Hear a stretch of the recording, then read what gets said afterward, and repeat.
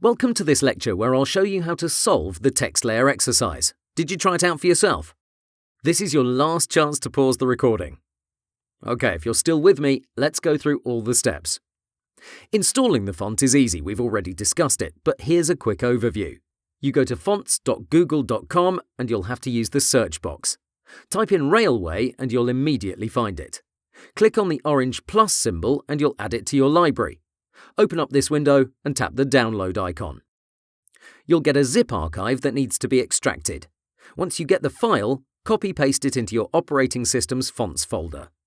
If you're on a Windows machine, that's going to be C, Windows, Fonts.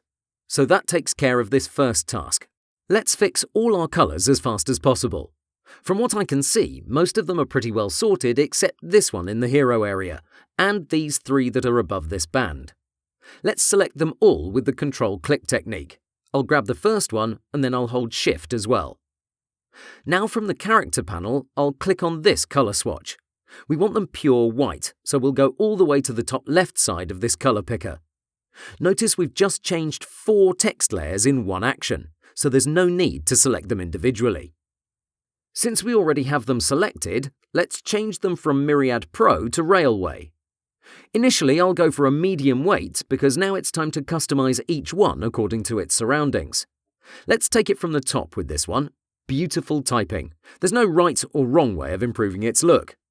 Regarding its size, we're sure to want something that stands out because this top line is huge. So it's a bit too small for my taste. Let's ramp it up to 22 pixels. Because the headline is in all caps, I'll also enable it here. This seems decent. Let's change its weight to something more dramatic. Well, after going through all these, I think black is a good option. Trouble is, the text layer is a bit too short, meaning the headline from the top takes up, I'd say, about 600 pixels in width, and this is really tiny compared to it.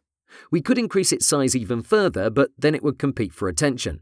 Thus, I think our best bet is to increase its letter spacing. I'll use my mouse scroll to do that.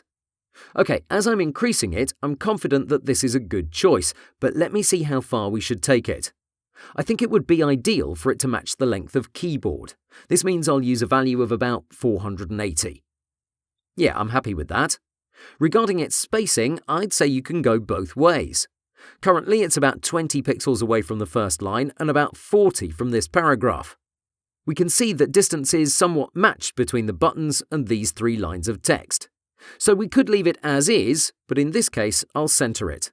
Grab the Marquee tool and draw out a selection. Try and be as accurate as possible. Now switch to the Move tool and use this Align Vertical Centers command. Okay, that's looking nice. Let's tackle the buttons. First, let's select all these 3 layers and change them to Railway Medium. These are barely visible, so let's raise this up to 13 pixels. It's not that much, but here's what's next. The essential part is Android and iPhone, right? So let's grab them and increase their size and weight. Let me try out some things. It's a process where you have to experiment. Okay, I think I'll stick with 18 pixels with the style set at black. I'll keep the all caps theme going too. Give me a second while I apply this to the other one. While I do this, I'm really curious about your own approach. Please participate in these exercises. I think they're a great way of getting feedback. Okay, this is looking nice. Now give me a moment while I apply the same treatment to watch video. These 3 are equally important from the looks of it, so I'll stick with Railway Black, 18 pixels. Let's move down and fix this headline. In these cases, big headlines are popular. Let me see what's going on above. Since we already have this set up, it's much better to follow this line. Okay, this is Railway Thin, 70 pixels. Seems good. Let's increase the first line so it matches that value. Oops, I forgot to change its font family. Let me do that now along with all these other text layers from this region. Okay, let's go with Railway Medium yet again. Back to the headline, this doesn't work at all. The font lacks character. Let's change its colour from black to something like 333. Actually, let me select all black text layers and use this colour code on all of them. It doesn't make sense to repeat this action several times. Give me a moment while I do this.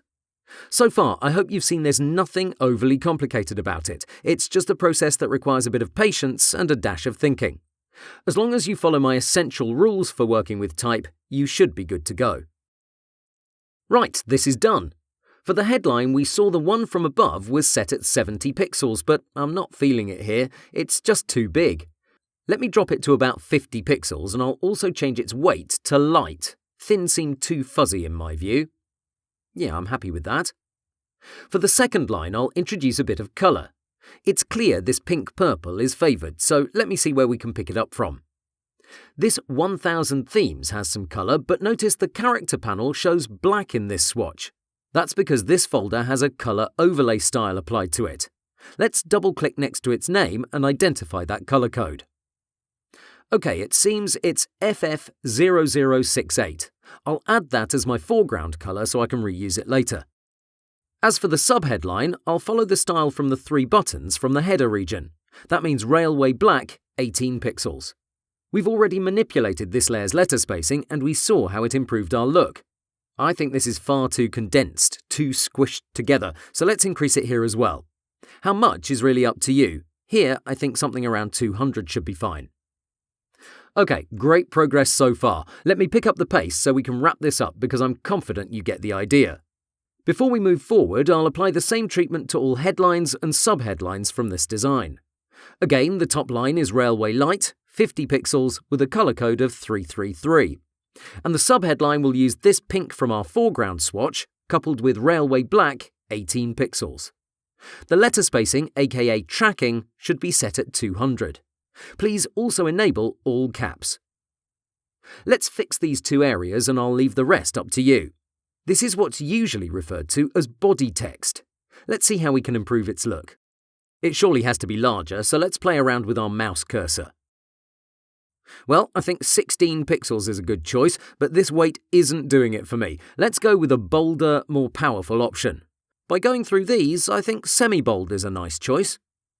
I've saved the best for last, the line height. Here, let's go with the maximum value. That means 2 times its font size.